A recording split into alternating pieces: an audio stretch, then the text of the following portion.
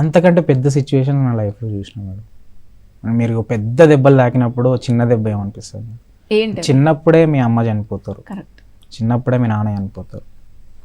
నువ్వు నిన్ను దగ్గర తీసుకోవడానికి ఎవరు నీ దగ్గరికి రారు, నీకు మంచి చెడుగా అడేటోళ్ళు లేరు. ఇవన్నీ పెద్ద దెబ్బల ముందు ఈ చిన్న వ్యాధి నన్ను ఏం చేయలేదు అని అనిపిస్తుంది. అదైతే వాస్తవం. నిజంగా very sorry to ask, but ఏమైంది అసలు పేరెంట్స్కి? చిన్నప్పుడే నాన్న బాగా తాగి గ్రామీణ ప్రాంతం నాటు సారాకు బాగా అందరూ అలాగే ఉంటారు. చాలా మంది ఆల్కహాలిజం వల్ల డాడ్ చనిపోయారు.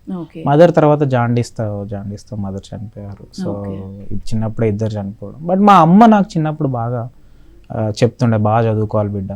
ఆమె హోటళ్లలో పనిచేస్తుండే, గ్రామ పంచాయతీలో వర్కర్లా పనిచేస్తుండే.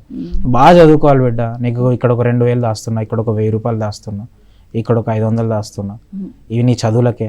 నువ్వు అప్పుడు 15వ తరగతి అంటుండే మా అమ్మ, డిగ్రీ అనకపోయేది. తెలియదు.